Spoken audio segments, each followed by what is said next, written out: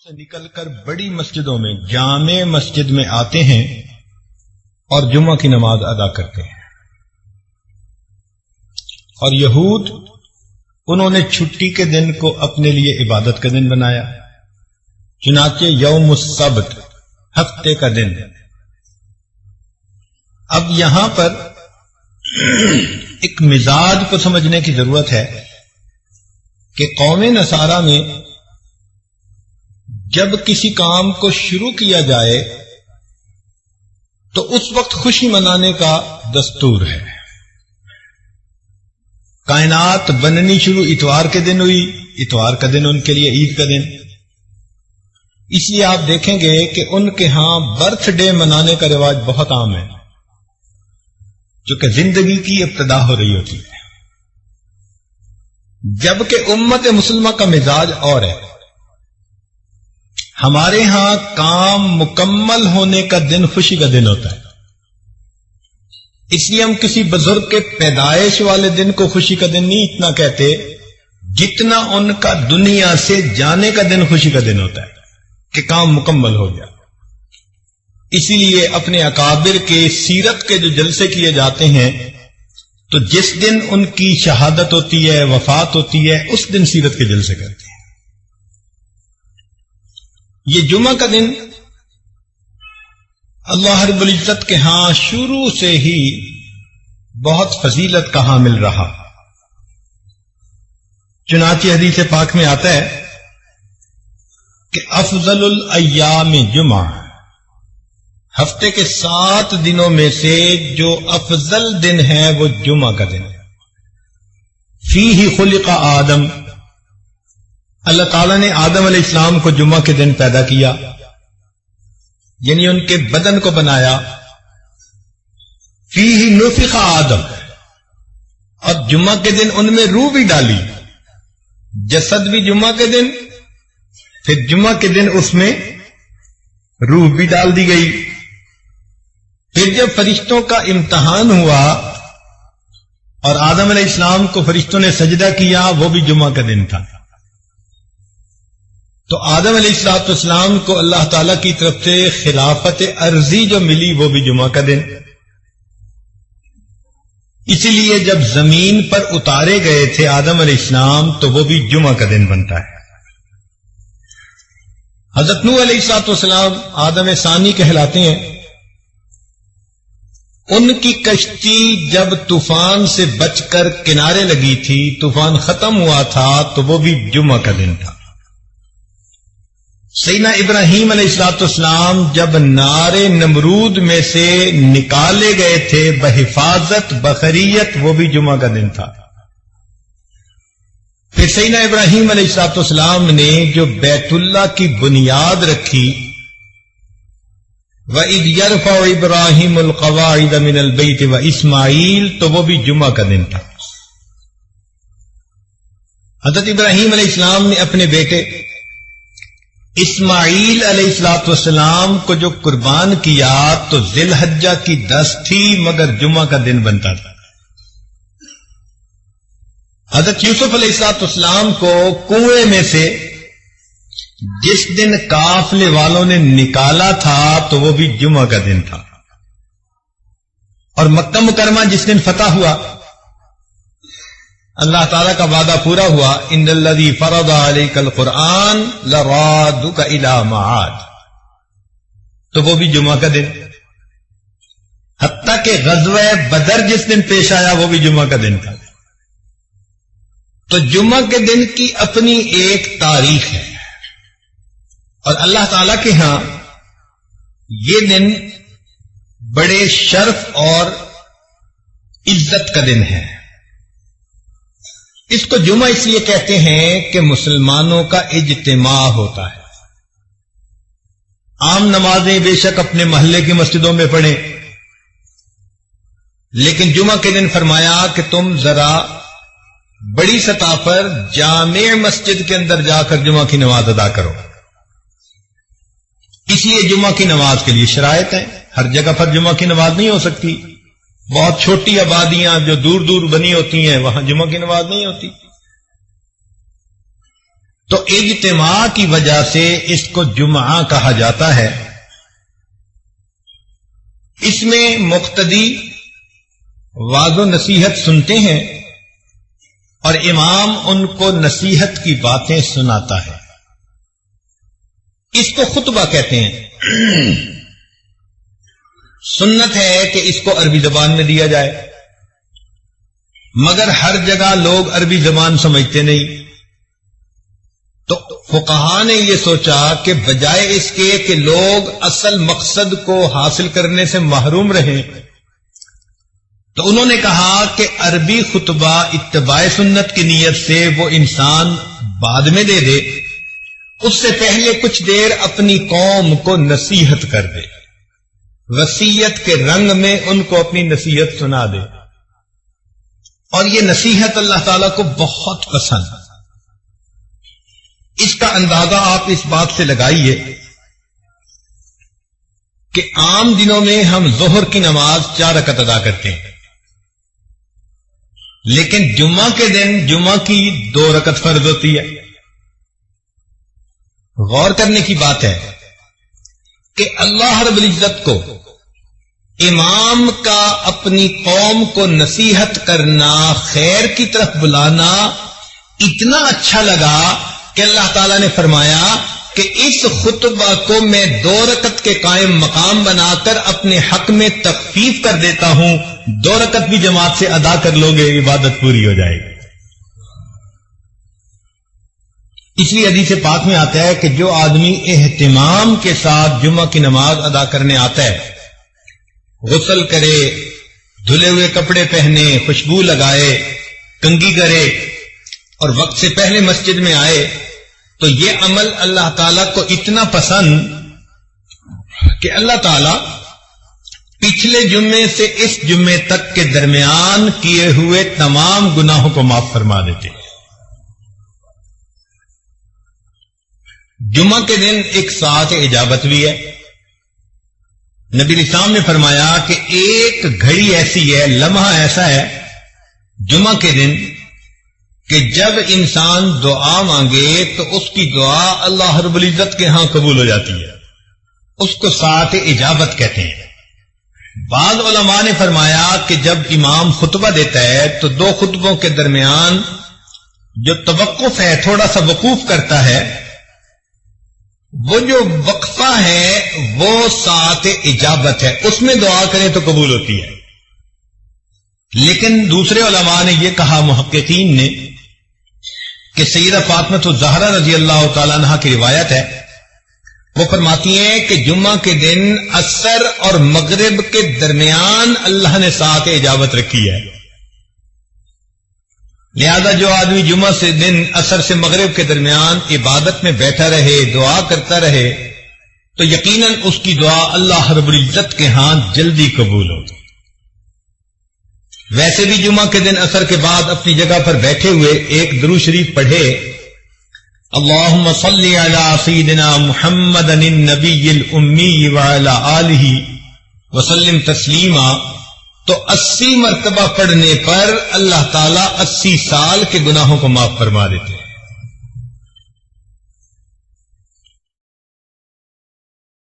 یہ جو اجتماع ہے اس کی اللہ کے ہاں بڑی اہمیت ہے۔ اس کی دلیل ساری دنیا میں اربوں مسلمان ہیں، لیکن اپنی اپنی جگہ سب دعا مانگتے ہیں، ان کی دعا پر قبولیت کا وعدہ نہیں ہے اللہ کی طرف سے، لیکن اگر اس میں سے چند لاکھ میدان عرفات میں حج کے موقع پر اکٹھے ہو جاتے ہیں تو اب ان کا اکٹھے ہو کر دعا مانگنا اللہ کو اتنا پسند آیا، فرمایا کہ میدان عرفات میں جو بھی دعا مانگتے ہیں اللہ تعالیٰ سب دعائیں قبول فرما لیتے ہیں۔ تو یہ مل کر مانگنا بھی اللہ کے ہاں ایک مقام رکھتا ہے۔ ایک بزرگ تھے، مجمع میں دعا مانگتے، کہتے دعا قبول ہو گئی۔ کسی نے کہا کہ حضرت آپ کو کیسے پتا؟ فرمایا بھئی اتنے لوگ اگر کسی دنیا دار کے دروازے پہ پہنچ جائیں اور اس سے ایک چونی مانگے تو وہ اتنے ہزاروں لوگوں کو چونی دے کے بھیجے گا یا خالی؟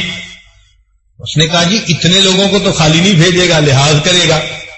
فرمایا اس سخی کے لیے چونی دینا مشکل کام ہے، اللہ رب العزت کے لیے اپنے بندوں کو معاف کر دینا یہ آسان کام ہے۔ اب دیکھیے کہ اس جمعے میں خطیب نچوڑ کیا نکالتے ہیں اپنے خطبے کا۔ واعظ و نصیحت کی باتیں کر کے آخر پر خطیب یہ کہہ رہا ہوتا ہے کہ وَلَذِكْرُ اللَّهِ تَعَالَى أَعْلَى وَأَوْلَى وَأَجَلُّ وَأَتَمُّ وَأَهَمُّ وَأَكْبَرُ وَاللَّهُ يَعْلَمُ مَا تَصْنَعُونَ۔ یہ تو پوری کی پوری نصیحت کا نچوڑ ہوتا ہے۔ اس سے اللہ تعالی کی یاد کی اہمیت کا اندازہ لگا لیجئے۔ اسی لیے جو لوگ جمعہ کا اہتمام نہیں کرتے، اپنے گھروں میں بیٹھے رہتے ہیں، جب دوسری اذان ہوگی تو آئیں گے، کبھی آتے ہیں کبھی نہیں آتے، تو وہ بہت بڑی فضیلت سے محروم ہو جاتے ہیں۔ حدیث پاک میں آتا ہے کہ نبی علیہ الصلوۃ والسلام نے ارشاد فرمایا لوگ جمعہ کی نماز چھوڑنے سے باز رہیں، ورنہ اللہ تعالی او لیختتمن اللہ علی قلوبہم ثم لیکونن من الغافلین، اگر وہ جمعہ کی نماز چھوڑیں گے اللہ تعالیٰ ان کے دلوں پر مہر لگا دیں گے۔ تو دلوں پہ مہر جباریت لگا دی جاتی ہے جو انسان جمعہ کی نماز میں غفلت کرتا ہے۔ اور ویسے بھی سوچئے، قوم یہود نے یوم السبت کی ناقدری کی تھی، یوم السبت کی ناقدری کی تھی۔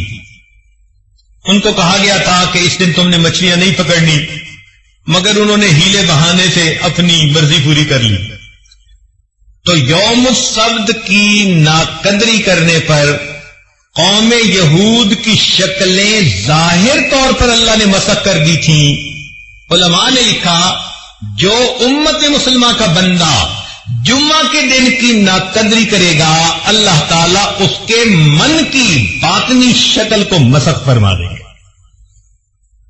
اس لیے آپ دیکھیں کہ جو بندہ جمعے کا اہتمام نہیں کرتا نا وہ کسی کام کا نہیں رہتا، دل مسخ ہو جاتا ہے، دل کی شکل اندر کی بدل دی جاتی ہے۔ باقی اللہ رب العزت نے فضیلت دی جمعہ کے دن کو، تو یہ دستور ہے کہ محبوب کی جہاں نظر پڑتی ہے اسی کو شرف مل جاتا ہے۔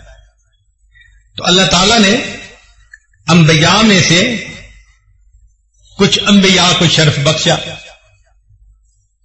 ان کو کتابیں عطا فرمائی، چنانچہ تورات، انجیل، زبور اور قرآن مجید۔ پھر اگر نبی علیہ الصلوۃ والسلام کے صحابہ میں دیکھیں تو 4 خلفاء کو اللہ تعالیٰ نے فضیلت عطا فرمائی، جن کو ہم خلفائے راشدین کہتے ہیں۔ پھر ذرا آگے چلیں تو اللہ رب العزت نے آئمہ میں سے 4 آئمہ کو ایک شان عطا فرمائی، امام اعظم ابو حنیفہ رحمۃ اللہ علیہ، امام مالک، امام شافعی اور امام احمد بن حنبل رحمۃ اللہ علیہ۔ پھر اور غور کیجئے کہ 4 مہینوں کو اللہ تعالی نے محترم مہینے بنایا، رجب، شعبان، رمضان اور محرم۔ پھر اللہ تعالی نے 4 راتوں کو فضیلت عطا فرمائی، شب قدر، 15 شعبان کی رات، اور شب عید اور شب جمعہ اللہ رب العزت نے فضیلت عطا فرمائی۔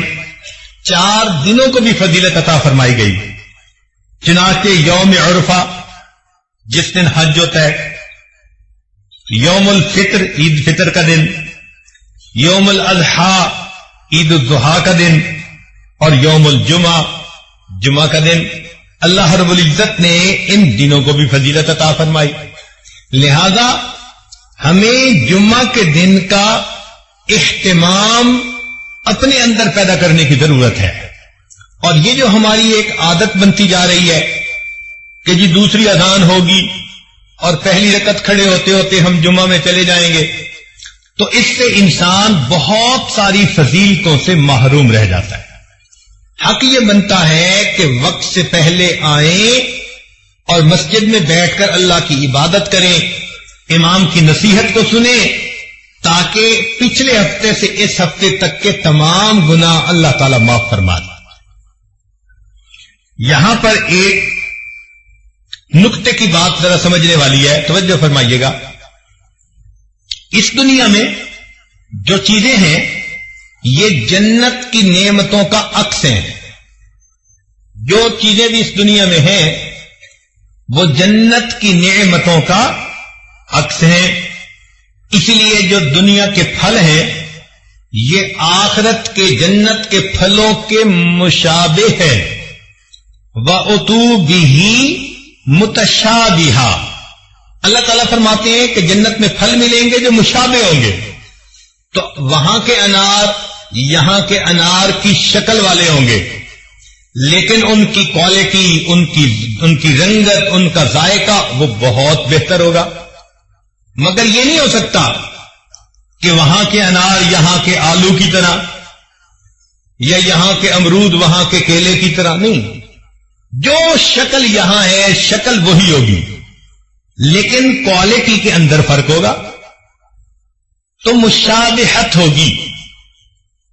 جب ان پھلوں میں مشابہت، تو جیسے دنیا کے گھر ایسے آخرت کے گھر وہ بھی اسی طرح ہوں گے، دروازے ہوں گے، کھڑکیاں ہوں گی، دیواریں ہوں گی، چھت ہوگی، جیسے گھر بنتے ہیں۔ مگر یہاں کے گھر اینٹ گارے سے بنے، وہاں کے گھر سونے چاندی کی اینٹوں سے بنیں گے، مشک کا اس میں سیمنٹ استعمال کیا جائے گا۔ اور بعض لوگوں کو اللہ تعالیٰ سرخ یاقوت سے بنا ہوا پورا گھر عطا فرما دیں گے، مگر مشابہت ہوگی۔ اور آگے دیکھیے، جیسے دنیا کی عورتیں ہیں، جنت کی عورتیں بھی بالکل اسی طرح ہوں گی، گو کہ ان کا حسن و جمال اس وقت کی عورتوں کے حسن و جمال سے بہت زیادہ۔ حدیث پاک میں فرمایا گیا کہ اگر جنت کی حور اپنا پلو آسمان دنیا سے نیچے کر دے تو سورج کی روشنی ماند پڑ جائے، اگر کھاری پانی میں تھوک ڈال دے تو کھاری پانی میٹھا ہو جائے، مردے سے ہم کلامی کر لے تو مردہ بھی زندہ ہو جائے۔ اس کے دل میں محبت کے جذبات پیدا ہوتے ہوئے انسان اپنی آنکھوں سے خود دیکھے گا، تو معلوم ہوا کہ شکل تو ایک جیسی ہوگی، مشابہت ہوگی، مگر کوالٹی کچھ اور ہوگی۔ یہ مشابہت دسترخوان میں بھی، چنانچہ دنیا میں ہم دسترخوان لگاتے ہیں تو آخرت کے دسترخوان کی ترتیب بالکل یہی۔ اللہ تعالیٰ فرماتے ہیں وَكَأْسٍ مِّن مَّعِينٍ، ہمارے ہاں بھی یہی ہوتا ہے، دسترخوان بچھاؤ، پہلے برتن لا کے رکھو اور پانی مشروب لا کے وہ رکھ دیا کرتے ہیں۔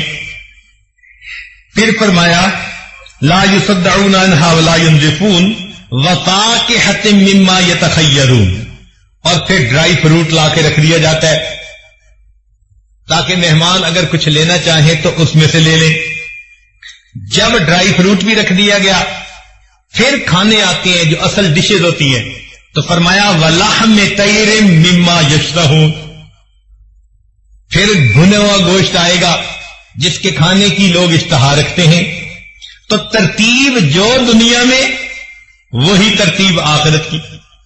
تو جب یہ بات سمجھ آ گئی کہ دنیا کی نعمتیں آخرت کی نعمتوں کا عکس ہیں، جو یہاں معاملہ ہوگا ویسا ہی معاملہ آخرت میں، مگر وہاں کی کوالٹی، وہاں کی لذتیں وہ ایسی ہوں گی کہ دنیا کو اس کے ساتھ کوئی نسبت ہی نہیں ہے، مگر عکس ضرور ہے۔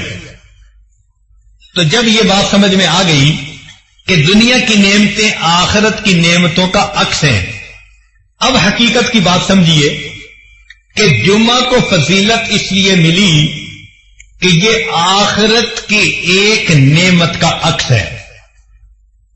وہ کون سی نعمت؟ حدیث پاک میں آتا ہے کہ جنتی جب جنت میں جائیں گے تو جنتی مخلوق کے حسن کو دیکھیں گے، اتنا متعجب ہوں گے، حیران ہوں گے، 70 سال تک ٹکٹکی باندھ کے دیکھتے رہ جائیں گے اور ان کو وقت گزرنے کا احساس نہیں ہوگا۔ جیسے کوئی خوبصورت چیز دیکھو تو انسان دیکھتا رہتا ہے متحیر ہو کر، تو جنتی مخلوق کا حسن اتنا ہوگا کہ یہ حیران ہو کر 70 سال دیکھتے رہ جائیں گے، وقت گزرنے کا پتہ نہیں چلے گا۔ پھر جنتی وہاں زندگی گزاریں گے۔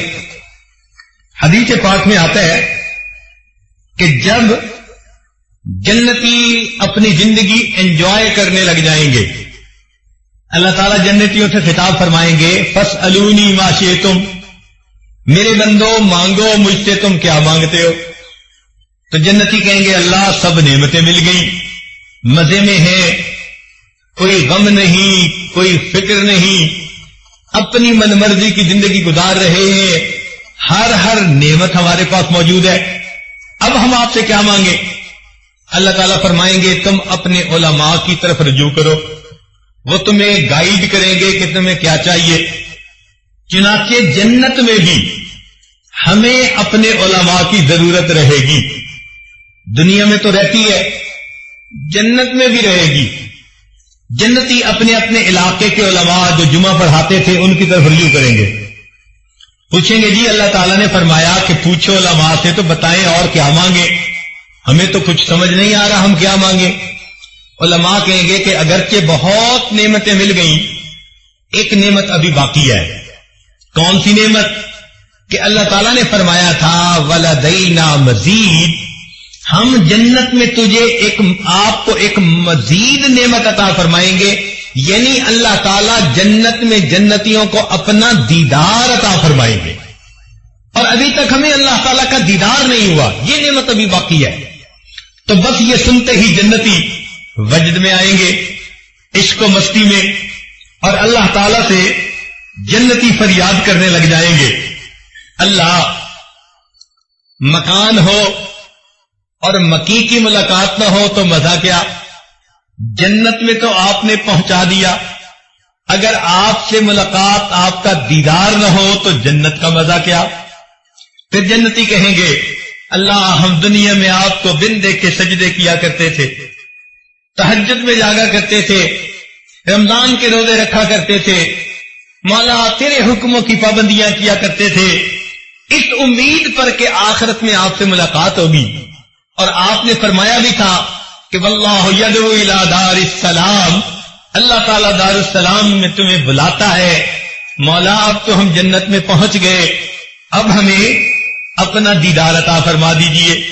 چونکہ جب عاشق صادق کو پتہ چلتا ہے نا کہ محبوب سے ملاقات کا امکان ہے تو اس کا عشق اس کو بے قرار کر دیتا ہے، تو جنتی اس وقت اپنے اندر عشق کا ایسا جذبہ محسوس کریں گے کہ کہیں گے اللہ ہمیں جلدی اپنا دیدار عطا فرما دیجئے، اب تو آپ کا گھر بھی ہے، موقع بھی ہے، دستور بھی ہے، محبوب کے گھر پہنچ جائیں تو محبوب ملاقات کا شرف عطا کرتا ہے، لہذا اے میرے مولا ہمیں اپنا دیدار عطا کیجئے۔ علماء نے لکھا کہ اللہ تعالیٰ اپنا دیدار کروائیں گے، فرمائیں گے جنتیوں اس کے لیے تیاری کرو۔ جیسے دنیا میں شادی ہوتی ہے تو اس سے پہلے لوگ تیاری کرتے ہیں، کپڑے سلواتے ہیں، پھر اپنے بال بنواتے ہیں، پھر نہا دھو کے کپڑے پہن کے خوشبو لگا کے تقریب میں شرکت کے لیے جاتے ہیں، بالکل اسی طرح جنتی بھی تیاری کریں گے۔ ان کے لیے ایک بازار ہوگا جو حسن و جمال کا بازار ہوگا، جنتی وہاں جائیں گے تو جیسے چاہیں گے ان کو اللہ تعالیٰ ان کے من پسند کا حسن و جمال عطا کر دے گا۔ آج دنیا میں جس کا چہرہ گول وہ لمبا نہیں ہو سکتا، جس کا لمبا وہ گول نہیں ہو سکتا، آنکھیں چھوٹی تو موٹی نہیں ہو سکتی، موٹی ہے تو بادامی نہیں بن سکتی، تو لمیٹیشن ہے۔ مگر جنت کا معاملہ اور، اس بازار میں جنتی جائیں گے، جیسے چاہیں گے میرے بال ایسے ہوں، میری آنکھیں ایسی ہوں، میرے ہونٹ ایسے ہوں، میرے رخسار ایسے ہوں، ان کے اوپر رخسار کی جو چمک ہے وہ ایسی ہو، خوبصورتی ایسی ہو، دانت ایسے ہوں، یہ سوچتے چلے جائیں گے، اللہ تعالیٰ ان کو من پسند کا حسن عطا کرتے چلے جائیں گے۔ آپ سوچئے ذرا وہ کیا جگہ ہوگی جہاں مومن کو اس کے من پسند کا حسن ملے گا۔ اللہ اکبر کبیرہ۔ آج عورتیں اپنا میک اپ کرتی ہیں کہ ہم خوبصورت نظر آئیں، لیکن جو اللہ نے ان کے نقش نین بنا دیے اس کو بدل تو سکتی نہیں، لیکن وہاں تو معاملہ ہی کچھ اور ہے۔ جو سوچیں گے اللہ تعالیٰ من پسند کا حسن و جمال عطا فرما دیں گے۔ پھر جنتی ایک جگہ پہنچیں گے، دریا کے کنارے کی جگہ ہوگی، اور وہاں پر جنتی کرسیوں کے اوپر بٹھا دیے جائیں گے، نور کی بنی ہوئی کرسیاں ہوں گی، ممبر ہوں گے، پہلے انبیاء کی صفیں، پھر ان کے صحابہ کی، پھر صدیقین، شہداء، صالحین، سب صفیں ہوں گی، تو جنتی وہاں پر بٹھا دیے جائیں گے۔ حدیث پاک میں آتا ہے کہ اللہ تعالیٰ ان کی دعوت فرمائیں گے۔ جیسے آپ کسی کے ہاں جاتے ہیں، وہ کہتے ہیں جی پہلے ہم کھانا کھا لیتے ہیں پھر ذرا مل کے باتیں کریں گے، چنانچہ اللہ تعالیٰ دعوت کریں گے، مگر ایک ایک جنتی کے سامنے 70,000 پلیٹوں کے اندر کھانے رکھے جائیں گے۔ یہ اس کریم کی مہربانی ہے۔ نزلا من غفور الرحیم۔ کیا وہ دسترخوان ہوگا، کیا جنتی کی شان ہوگی، تو لوگ کھانا کھائیں گے بھوک کی وجہ سے نہیں، لذت لینے کی خاطر کھائیں گے، پیٹ نہیں بھرے گا۔ یہاں تو ایک ڈش کھا لو تو دوسری ڈش کی جگہ نہیں ہوتی، دوسری کھا لو تو تیسری چکھنا بھی مشکل ہوتی ہے۔ وہاں تو لذت کی وجہ سے کھائیں گے، پتہ نہیں کیا کیا مزے پائیں گے۔ چنانچہ جب کھا لیں گے پی لیں گے، مجلس شروع ہوگی۔ حضرت داؤد علیہ السلام اپنی زبان میں اللہ کا کلام سنائیں گے۔ اب ذرا غور کیجیے، آج ہم ایک اچھے قاری سے اللہ کا قرآن سنتے ہیں تو طبیعت پہ کیا وجد کسی کیفیت آ جاتی ہے۔ تو کائنات کے جتنے بھی انسان ہیں ان میں سب سے زیادہ خوش آوازی اللہ تعالیٰ نے داؤد علیہ السلام کو عطا فرمائی۔ لہن داؤدی مشہور ہے، قرآن مجید میں ہے کہ جب وہ زبور پڑھتے تھے تو چلتا پانی رک جاتا تھا، پرندے ان کے جو ہے وہ کندھے پہ آ کر بیٹھ جاتے تھے۔ اللہ اکبر، کیا آواز ان کی سریلی ہوگی، کیا سوز ہوگا ان کی آواز میں، وہ اللہ کا قرآن سنائیں گے۔ بعض روایتوں میں آیا نبی علیہ السلام بھی اللہ کا قرآن سنائیں گے، مگر یہ بات پکی کہ پھر ایک وقت آئے گا کہ جب اللہ تعالیٰ خود قرآن کی تلاوت فرمائیں گے، سورہ یاسین کی تلاوت فرمائیں گے۔ اب وہ کیا عجیب منظر ہوگا بھائی کہ جب اللہ رب العزت تلاوت فرمائیں گے اور اس کے بندے سن رہے ہوں گے، اس لذت کو الفاظ میں بیان ہی نہیں کیا جا سکتا۔ جب یہ سب باتیں ہو جائیں گی تو پھر اللہ تعالیٰ جنتیوں کو اپنا دیدار عطا فرمائیں گے۔ وہ دیدار کیسے ہوگا؟ بے جہت ہوگا، بے کیف ہوگا، بے شبہ ہوگا، بے مثال ہوگا۔ ہم نہ سمت کا تعین کر سکتے ہیں، نہ کیفیت کا، نہ کسی چیز سے تشبیہ دے سکتے ہیں، نہ مثال دے سکتے ہیں۔ بس اتنا ہے کہ جیسے سب لوگ آسمان پہ چاند کو دیکھ لیتے ہیں، کوئی دقت نہیں ہوتی، سب لوگ اپنی اپنی جگہ پر اللہ کا دیدار کر لیں گے۔ اب وہ دیدار کی کیفیت ہماری سوچ سے بالا تر ہے، مگر دیدار نصیب ہوگا۔ جب دیدار نصیب ہوگا تو جیسے دنیا میں آندھی آتی ہے تو مٹی ہر طرف اڑتی ہے، تو جب اللہ تعالیٰ کا دیدار ہوگا تو ایک نور کی آندھی آئے گی اور ہر جگہ نور ہی نور ہوگا۔ وہ نور جنتیوں کے چہروں پہ سج اور خطیب سے قریب تر بیٹھنے کی کوشش کرے گا، اس کی عادت کے مطابق اللہ جنت میں بھی اپنے قرب کا دیدار عطا فرمائیں گے، اگلی صفوں میں جگہ عطا فرمائیں گے۔ میرا یہ بندہ پوری زندگی جمعے کا اہتمام کرتا رہا، یہ خطیب کے قریب ہو کے بیٹھتا تھا، چونکہ دنیا کی یہ نعمت عکس ہے جنت کی نعمت کا، لہذا فرمائیں گے کہ دنیا میں یہ خطیب سے قریب ہو کے بیٹھتا تھا، وقت سے پہلے آتا تھا، لہذا یوم مزید جب اللہ رب العزت کا دیدار ہوگا تو اس بندے کو بھی اگلی صفوں میں اللہ تعالیٰ جگہ عطا فرما دے. اور امام ربانی مجدد ثانی رحمت اللہ علیہ نے ایک نقطہ لکھا. وہ فرماتے ہیں کہ جس کیفیت کی نماز بندہ دنیا میں پڑھے گا اللہ تعالیٰ اسی طرح اس کو جنت میں اپنا دیدار عطا فرمائیں گے.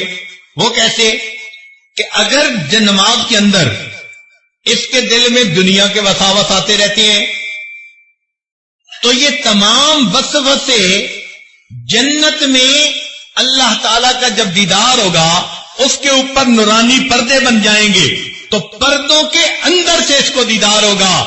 جو شخص اس دنیا میں ایسی نماز پڑھے گا کہ اللہ کے سوا کوئی اور دھیان نہیں ہوگا اللہ تعالیٰ بغیر کسی پردے کے جنت میں اپنا دیدار عطا فرمائے. تو ہمیں اس بات کی تمنا کرنی چاہیے کہ ہم بھی اگلی صفوں میں آ کر بیٹھا کریں, امام خطیب کے خطبے کو توجہ سے سنا کریں اور اس خطبے کو سنتے ہوئے مراقبہ کرنے سے پرہیز کیا کریں. اس لیے کہ نماز میں نگاہیں رکھنے کی بھی جگہ متعین کر دی گئی. قیام میں ہو تو سجدے کی جگہ, رکوع میں ہو تو دونوں انگوٹھوں کے درمیان, سجدے میں جاؤ تو جیسے ناک کے اوپر, اتحیات میں بیٹھو تو دامن کے اوپر. جیسے نماز میں نگاہ کی جمع کو مخصوص کر دیا اسی طرح خطبے کے دوران مومن کو کہا گیا تم خطیب کی طرف متوجہ رہو, یہ سوچتے رہو اللہ آج تیرا پیغام پہنچانے والے کے چہرے کو دیکھ رہے ہیں, اس نعمت کے بدلے تو جنت میں ہمیں اپنے چہرے کا دیدار عطا فرما دے. تو یاد کا یہ جمعہ اس دن کا عکس ہے, یوم مزید کا, لہذا اہتمام کے ساتھ جمعہ کے دن مسجد میں آیا کیجیے اور امام کی بات کو سنا کیجیے. ہم نے علماء ماوراء النہر کا اس معاملے میں ایک عجیب عمل دیکھا. شاید قزاقستان کی بات ہے, ایک مسجد میں جمعہ کا نماز پڑھانی تھی تو ہم فجر کے بعد سفر کر کے وہاں پہنچے اور جاتے ہی سو گئے. خیال تھا کہ 2-4 گھنٹے آرام کریں اور اس کے بعد اٹھ کے 1 گھنٹہ پہلے جمعہ کی تیاری کر لیں گے. ہمارے ہاں دستور ایسا ہی ہے کہ اگر 1 بجے جمعہ ہونا ہے تو سمجھتے ہیں کہ 1 گھنٹہ پہلے وضو کریں گے اور تیاری کریں گے اور اذان دوسری جو ہے اس سے 5 منٹ بھی پہلے پہنچ جائیں گے تو ہم وقت سے پہلے پہنچ گئے. ہمارے ہاں کی کچھ عادت ایسی بنی ہوئی ہے. چنانچہ مجھے 10 بجے دن میں اٹھنا ہوا تو خیال تھا کہ بھئی نہا لیں, غسل کر لیں. جب باہر نکلے تو دیکھا کہ مسجد لوگوں سے بھری ہوئی ہے. اندازاً ایک مسجد میں اس وقت کوئی 500 بندے موجود تھے. اتنے لوگوں کو دیکھ کر مجھے خیال ہوا شاید کسی کی وفات ہوئی یا کوئی دعا کا مسئلہ ہے کہ اتنے لوگ آج پہلے سے موجود, اور جمعے کا وقت تو 1 بجے تھا. تو میں نے وہاں کے جو مفتی صاحب تھے ان سے پوچھا خیریت تو ہے, اتنے لوگ کیسے؟ کہنے لگے جی جمعہ کے لیے آئے. میں نے پوچھا کہ ٹائم کیا ہوا؟ کہنے لگے 10 بجے. جمعہ کتنے بجے ہوگا؟ کہنے لگے 1 بجے. تو مجھے ذرا حیرت ہوئی, تو حیرت میں دیکھ کر انہوں نے کہا کہ ہمارے ہاں علماء نے عوام کو یہ بات اچھی طرح ذہن نشیں کروائی ہے کہ جمعہ کی یہ مجلس یوم مزید کی اس مجلس کا عکس ہے. لہذا تم جیسے چاہتے ہو کہ مجھے قیامت کے دن اللہ کے قرب کا مقام ملے اور اللہ کا دیدار نصیب ہو, تو تم اللہ کا دیدار کرنے کی نیت سے جمعہ کے دن تیاری کر کے اسی جذبے سے آیا کرو. اللہ میں اپنے گھر میں تیار ہوا اور میں نکل رہا ہوں اپنے گھر سے, وقت سے پہلے جا رہا ہوں کہ تیری جو ہے جگہ پر جو ہے میں جاؤں گا مسجد میں اور آپ کے عاشقوں میں مل کر بیٹھوں گا. لہذا جس جذبے کے ساتھ آج مومن گھر سے تیار ہو کے آتا ہے, مسجد میں وقت سے پہلے بیٹھ جاتا ہے, بالکل یہ عکس ہے. اللہ تعالیٰ اسی حساب سے جنت میں اس کو بھی اپنا دیدار عطا فرمائیں گے. لہذا لوگ 10 بجے مسجد میں آ جاتے ہیں, تلاوت کرتے ہیں, صلاۃ التسبیح پڑھتے ہیں، سورہ کہف پڑھتے ہیں، استغفار اور ذکر کرتے ہیں کلمے کا، اور اپنی قضا نمازیں پڑھتے ہیں، اور 2-3 گھنٹے کی عبادت کے بعد پھر خطیب کا خطبہ سن کے جمعہ کی نماز پڑھ کے جاتے ہیں، پتہ چلتا ہے واقعی انہوں نے جمعہ کے دن کو عید کا دن سمجھا۔ اللہ تعالیٰ بھی ہمیں جمعے کا ایسا اہتمام کرنے کی توفیق عطا فرمائے۔ تو اللہ رب العزت ہمیں بھی جمعہ کے دن کا اہتمام کرنے کی توفیق عطا فرمائے کہ ہم بھی وقت سے پہلے تیار ہو کے اور نہا دھو کے اچھے کپڑے پہن کے مسجد میں آیا کریں اور یہاں آ کر عبادت کیا کریں۔ دیکھیے جمعہ کے دن ہم آرام کے ساتھ نمازیں اپنی قضا پڑھ سکتے ہیں، جمعہ کے دن ہم کلمہ شریف کا ورد کر سکتے ہیں، استغفار پڑھ سکتے ہیں، اللہ کی یاد میں بیٹھ کے لمبی دعائیں مانگ سکتے ہیں۔ آگے پیچھے تو مصروفیت کی وجہ سے وقت نہیں ملتا، لیکن جن لوگوں کے پاس فرصت ہوتی ہے، خاص طور پر جو کاروباری لوگ ہیں، ان کو تو اللہ نے صاف فرما دیا، اذا نودی للصلاۃ من یوم الجمعہ فاسعوا الی ذکر اللہ وذروا البیع۔ پتہ چلا کہ یہ نماز اتنی اللہ کے ہاں وقار والی، عزت والی ہے کہ حلال بزنس جو تھا، فرمایا اذان کے بعد اب وہ بھی کرنا تمہارے لیے منع ہے، چھوڑ دو اس کو اور آ جاؤ میرے گھر کی طرف۔ ہم بھی اللہ تعالیٰ کی اس آواز پر لبیک کہتے ہوئے مسجدوں میں آیا کریں، جمعہ کی ان گھڑیوں سے ہم برکتیں حاصل کیا کریں۔ ہم ایک طرف تو جمعہ کی برکتیں حاصل نہیں کرتے اور دوسری طرف پھر شکوے کرتے پھرتے ہیں، پریشانیاں دور نہیں ہوتی، مصیبتیں ختم نہیں ہوتی، اور جی کیا کریں، پریشان ہی پریشان ہے، پتہ نہیں کوئی کیا وقت ہو گیا، کسی نے کاروبار باندھ دیا، رشتے باندھ دیے۔ یہ سب ہاتھوں کی اپنی کمائی ہوتی ہے۔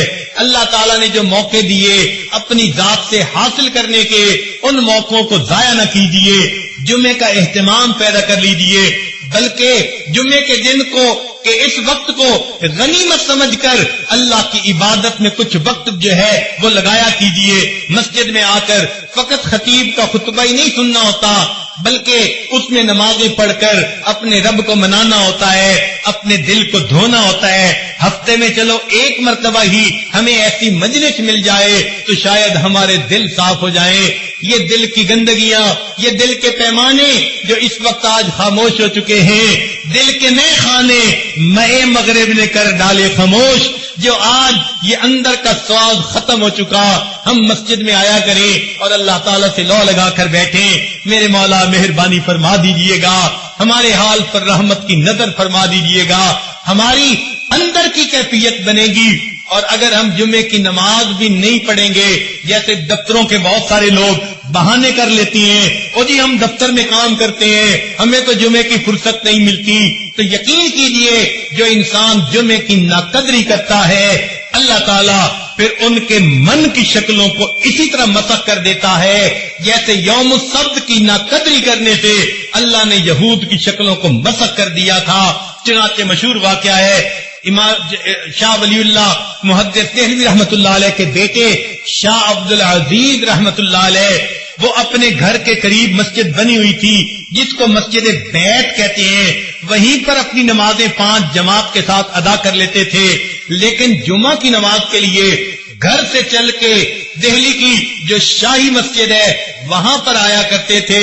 لوگ ان کے ساتھ بڑی محبت کا تعلق رکھتے تھے، ان کا چہرہ اتنا منور تھا، ایک نظر دیکھنے کے لیے لوگ تڑپتے تھے۔ تو حضرت گھر سے چل کے جاتے، ساتھ ایک خادم ہوتا تھا، چنانچہ جمعہ کے لیے جاتے، مگر کچھ وقت کے بعد حضرت کا معمول بدل گیا۔ جب آپ باہر نکلتے سر کے اوپر ایک کپڑا ڈال لیا کرتے تھے، بازار میں سے گزرتے ہوئے اور اس طرح مسجد پہنچتے تھے، آپ کا خادم بھی حیران، لوگ بھی حیران۔ اب کئی خادم جن کو خدمت کرتے کرتے کافی وقت گزر جائے، وہ ذرا آدمی کے ساتھ بڑے کھلی بات کرنے کے عادی بن جاتے ہیں۔ تو ایک دن خادم نے کہا، حضرت ہفتہ پورا تو یہ لوگ انتظار میں رہتے ہیں اور آپ کی ایک جھلک دیکھنے کے لیے گھروں سے آ کر راستے میں آپ کے منتظر ہوتے ہیں، اور آپ کے استغنا کا یہ عالم کہ جب جاتے ہیں تو اپنے اوپر آپ اس طرح رومال ڈال لیتے ہیں کہ ان کو چہرہ ہی نظر نہیں آتا. یہ کیا بات ہوئی؟ جب حضرت نے یہ بات سنی تو اپنا رومال اتار کر اس کے سر کے اوپر ڈال دیا. ایسا تصرف تھا اللہ کی طرف سے، ان کے ہاتھ پہ یہ کرامت صادر ہوئی کہ وہ جو ان کا خادم تھا جب اس نے دیکھا تو اس کو بازار کے اندر انسان تو تھوڑے نظر آئے اور جانور چلتے ہوئے زیادہ نظر آئے. حیران ہو گیا، حضرت یہ کیا معاملہ؟ فرمایا اللہ تعالیٰ نے میرے دل کو اتنا صاف کر دیا ہے، یہ آئینہ بن گیا ہے اور لوگوں کے اندر کی شکلیں اس آئینے کے اندر مجھے دکھائی دیتی ہیں. اس لیے میں جو اپنے سر کے اوپر کپڑا کر لیتا ہوں، میں ان کو اپنے دیدار سے نہیں روکتا بلکہ میں اپنی نگاہوں کو بچاتا ہوں. میرے دل میں کوئی بدگمانی کسی کے بارے میں پیدا نہ ہو جائے کہ میں نے اللہ کے بندوں کو ان کی اصلی شکلوں کی حالت میں دیکھا. بالکل اسی طرح کا واقعہ حضرت امام جو ہے احمد علی لاہوری رحمت اللہ علیہ، امام التفسیر جو تھے، ان کے بارے میں آتا ہے اپنی بات وہ خود سنایا کرتے تھے اپنے درس قرآن میں. فرماتے تھے کہ میں ایک مرتبہ بازار میں جا رہا تھا، میں نے ایک اللہ کے ولی کو دیکھا، میں نے قریب ہو کر ان کو سلام کیا. جب سلام کیا تو انہوں نے مجھ سے سوال کیا، احمد علی انسان کہاں بستے ہیں؟ جب میں نے ان کی یہ بات سنی تو میں نے ادھر ادھر دیکھا، بازار لوگوں سے بھرا ہوا تھا. میں نے کہا کہ یہ سب انسان ہی تو ہیں. انہوں نے یہ بات سن کر ایک حیرانی کی نظر ڈالی اور فرمانے لگے یہ سب کے سب انسان ہیں. فرمایا ان کی آواز میں کوئی ایسی تاثیر تھی، میرے اوپر ایسی کیفیت ہو گئی کہ میں نے جب دیکھا تو مجھے بازار کتے بلے خنزیر سے بھرا نظر آیا، کوئی شکل انسانوں والی تھی. فرماتے ہیں جب میری یہ کیفیت ختم ہوئی میں نے دیکھا کہ وہ اللہ والے جا چکے تھے. حضرت یہ واقعہ سنا کر اپنے درس قرآن میں کہا کرتے تھے کہ لوگوں رب تو سب کا ایک، یہ کہا کرتے تھے کہ لوگوں رب تو سب کا ایک، رب کا کوئی ایک. لوگوں رب تو سب کا ایک اور رب کا کوئی قسمت والا ہوتا ہے جو واقعی اپنے آپ کو کبیرہ گناہوں سے بچاتا ہے اور اپنی من کی شکل کی حفاظت کر کے اندر سے بھی انسان والی حالت پہ زندگی گزارتا ہے. ورنہ تو آج خواہشات کی اتنی اتباع ہونے لگ گئی، شیطان کے رستے پہ اتنا چلنے لگ گئے کہ ظاہر کی شکل انسانوں والی ہے اور من کی شکل تو اللہ جانتا ہے کیا ہے. اللہ تعالی ہمارے من کی شکل کو بھی انسانوں والا بنا دے. ہمارے حضرت مرشد عالم رحمت اللہ علیہ ایک عجیب بات فرمایا کرتے تھے، فرماتے تھے حال دل جس سے میں کہتا کوئی ایسا نہ ملا، حال دل جس سے میں کہتا کوئی ایسا نہ ملا، بت کے بندے تو ملے اللہ کا بندہ نہ ملا. آج جس کو دیکھو کوئی دولت کی حوث میں، کوئی کسی حسن و جمال کی پرستش میں غیر کی طرف دل اٹکے ہوئے ہیں اور اللہ کی محبت میں ڈوب کر زندگی گزارنے والے بہت کم نظر آتے ہیں. اللہ تعالی ہم پر آج کی اس محفل میں اپنا رحم فرمائے، ہماری من کی شکلوں کو بھی اللہ صحیح کر دے اور ہمیں جمعہ کی اس نماز کا اہتمام کرنے کی توفیق عطا فرما دے اور اس نعمت کے بدلے اللہ جنت میں ہمیں اپنے دیدار والی نعمت عظما بھی عطا فرما دے. وآخر دعوانا ان الحمد للہ رب العالمین.